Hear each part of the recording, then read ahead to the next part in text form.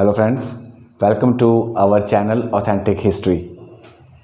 आज मैं आपके सामने इस सीरीज़ को आगे बढ़ाते हुए एक नया टॉपिक आपके सामने लेकर आया हूँ, जिसका नाम है द दिल्ली सल्तनत। जी हाँ, दिल्ली सल्तनत। फ्रेंड्स, हमारे कुछ चाहने वाले सब्सक्राइबर्स ने और कुछ स्टूडेंट्स ने मुझे बार बार डिमांड की थी कि सर आप ब्रीफ हिस्ट्री को तो हमें बता चुके हैं, आप हमें डिटेल हिस्ट्री बताइए, फैक्ट्स के साथ बताइए, प्राइमरी सोर्सेज के साथ बताइए। तो मैंने तो आपको पिछली वीडियोस में, यानी कि अपनी पहली वीडियो में ही कह दिया था कि कोई भी हिस्ट्री की इंफॉर्मेशन होनी चाहिए तो वो फैक्टफुल होनी चाहिए, हिस्टोरिकल फैक्ट्स के बेस पर होनी चाहिए, क्योंकि हिस्ट्री में गॉसिप्स के लिए कोई जगह नहीं है। There is no place for the gossips in the history. और इसी बात को थोड़ा सा और क्लियर करना चाहूँगा कि हमारा जो चैनल है ऑथेंटिक हिस्ट्री, ये इसलिए रखा गया था ताकि कोई एक ऑथेंटिक सी आपको इन्फॉर्मेशन मिले। ऐसी इन्फॉर्मेशन जो कि आपको जनरली तो कहीं पता ना हो, उसके लिए हाँ, अगर आपने प्राइमरी सोर्सेज पढ़े हैं तब आपको उसका अंदाज़ा या उसका पता हो सकता है। यहाँ पर ये मैं बात क्लियर करूँगा। और दिल्ली सल्तनत जिसकी मैं बात कर रहा था, ये वो सल्तनत है जिसके स्टार्ट होने से लेकर और जहाँ तक ये चली उसका टाइम बहुत बड़ा था। जी हाँ, दिल्ली सल्तनत 1206 में, यानी दिल्ली जो एक तरह से सल्तनत है, उसकी जो डायनेस्टीज़ हैं, 5 डायनेस्टीज़ हुई उसकी, और ये 1206 से लेकर 1526 तक का इनका टाइम था, 1526 तक। और 1526 में मुग़ल वंश की स्थापना हुई। तो अब मुग़ल वंश की स्थापना कब हुई, ये तो 1526 में मैंने आपको बता ही दिया, लेकिन वो 21 अप्रैल को हुई थी। कैसे हुई थी ये आपको मैं 21 अप्रैल वाली वीडियो में बता दूंगा। वैसे मुझे यहाँ तक लगता है कि जो मेरे सब्सक्राइबर्स हैं या जिन्होंने सब्सक्राइब नहीं भी किया चैनल, उनको भी सबको पता तो होगा कि 21 अप्रैल 1526 को क्या हुआ था, क्योंकि उस दिन जो हुआ था वो वर्ल्ड लेवल पर फेमस है। तो वो बात मैं बाद में करूँगा। पहले हम दिल्ली सल्तनत की बात कर लें कि दिल्ली सल्तनत में 5 डायनेस्टीज़ हुई। स्लेव डायनेस्टी, जिसे आप गुलाम वंश कह सकते हैं या ममलूक वंश भी कह सकते हैं, ठीक है। ये 1206 से लेकर 1290 तक इसका टाइम था। उसके बाद खलजी डायनेस्टी, ये 1290 से लेकर 1320 तक रही। फिर देन इसके बाद तुगलक डायनेस्टी, ये रही थी 1320 से लेकर 1414 तक, 1414 तक। देन उसके बाद सैयद डायनेस्टी 1414 से लेकर 1451 तक, 1451 तक। और फिर 1451 से लेकर, आप यकीन कीजिए, 1451 से लेकर 1526 तक जो डायनेस्टी रही, लास्ट डायनेस्टी जो रही, उसका नाम था लोधी डायनेस्टी। तो आपको फिर क्लियर कर दूं, सबसे पहले स्लेव डायनेस्टी, देन उसके बाद खिलजी या खलजी डायनेस्टी, देन उसके बाद तुगलक डायनेस्टी, उसके बाद after that Syed dynasty, and last dynasty of the Delhi सल्तनत वाज लोधी डायनेस्टी।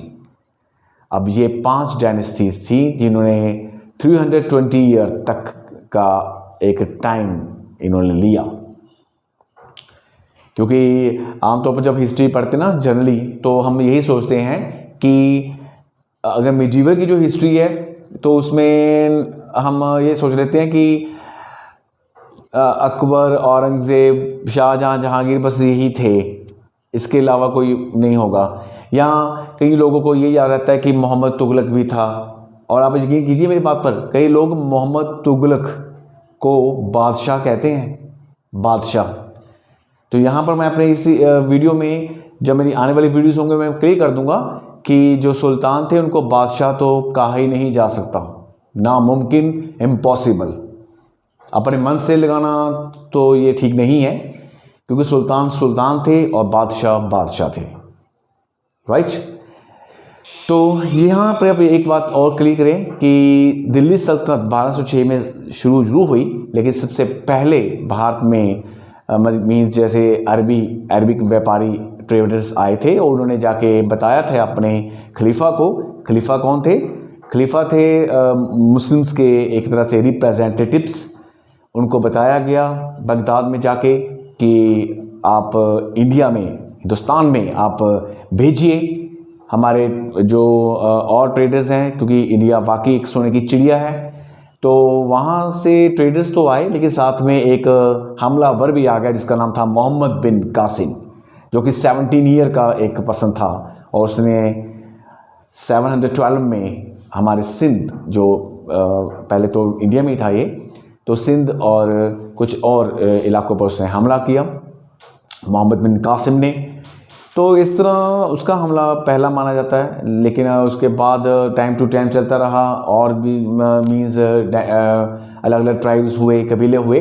तो फिर जो महमूद गजनवी थे, वो एक तर्किश हम कह सकते हैं, तुर्की, तो वो इंडिया में आते हैं और 1001 से लेकर उनका जो टाइम था वो काफ़ी लंबा चला गया, क्योंकि उनका लास्ट जो अटैक था इंडिया पर वो 1027 का सोमनाथ का हमला था।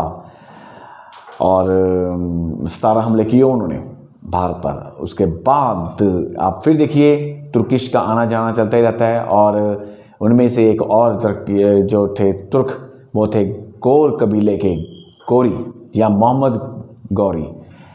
तो इनका नाम वैसे मोहम्मद बिन साम गौरी भी है। तो गौरी भी आए और उन्होंने आके इंडिया में मुस्लिम राज की स्थापना की। मैंने कुछ पहले वीडियोज़ में ये सब कुछ बताया हुआ है कि कैसे उन्होंने पृथ्वीराज को हराया था। जी हाँ, तो इसी तरह आप देखते रहिए कि कैसे वो आए, उन्होंने मुस्लिम राज्य बनाया और गुलाम उन्होंने अपने रखे, उनको गुलाम रखने का काफ़ी शौक़ था। और मोहम्मद गौरी के ही खरीदे हुए कुछ गुलामों का नाम मैं आपके सामने पेश कर रहा हूँ, जैसे कि कुतुबुद्दीन ऐबक, ठीक है जी, इल्तुतमिश, नसीरुद्दीन ख्वाजा, ताजुद्दीन यलदोज, ये ऐसे ऐसे गुलाम रखे हुए थे उन्होंने। लेकिन यहाँ पर ये भी क्लियर कर दूंगा मैं कि अपनी डेथ से पहले ही उन्होंने इनको एक तरह से आज़ाद भी कर दिया था। जी हाँ, आज़ाद कर दिया था।